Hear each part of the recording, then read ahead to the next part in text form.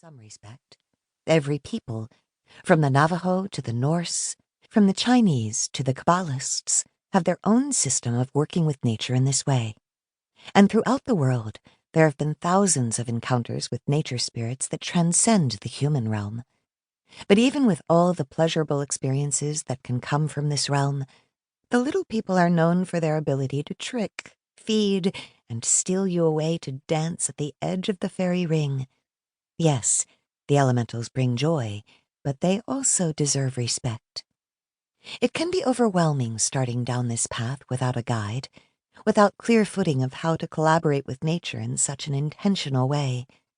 Thankfully, at least in my practice, this book was the missing piece. Elemental Magick flawlessly weaves together history and folklore from around the world, next to comprehensive spells, rituals, and lists of magical creatures associated with each of the elements.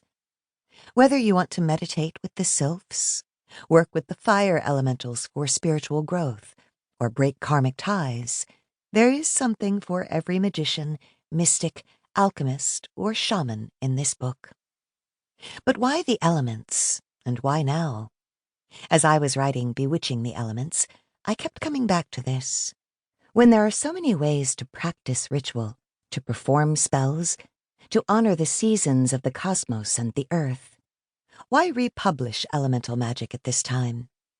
Because every single person knows the power of earth, air, fire, water, and spirit. Because we can all be led to states of inner peace, inner passion, compassion, and tenderness through these mediums. Because nature and her spirits awaken something in us, remind us of our own strength, help us come back to the realm of intuition and awe. The elements are guides into our own numinous, liminal, divine state, and we could all use a spiritual awakening right now. Elemental Magick is more than a book. It's a golden door opening to the edge of infinity, to the vast limitlessness of the universe.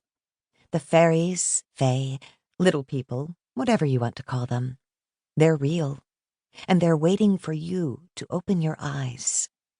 This book is the yellow brick road, the stepping stone into a relationship with the spirits of nature. It is a must-have for the green witch, for the oracle, for the priestess, for the animal lover. No matter how you choose to walk along this path, if you invite the elements in, you're sure to be captivated.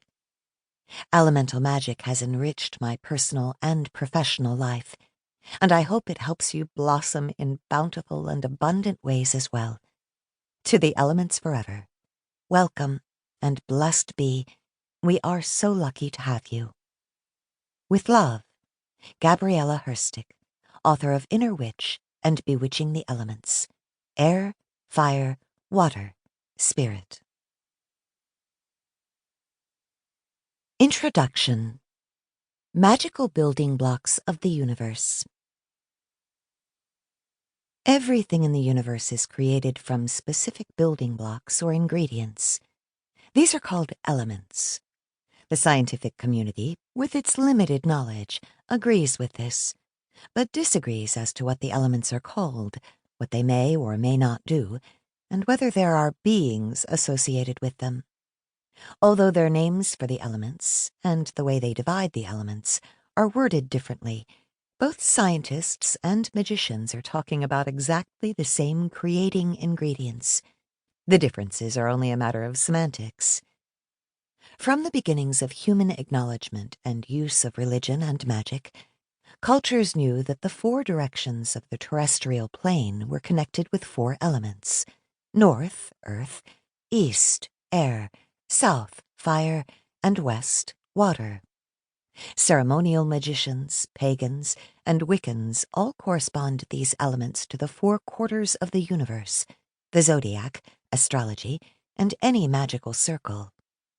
In most ritual ceremonies, one of the first steps is to call upon the four elements and their rulers in their proper direction. This invokes the elemental spirits to protect their quarter of the circle against negatives of any kind.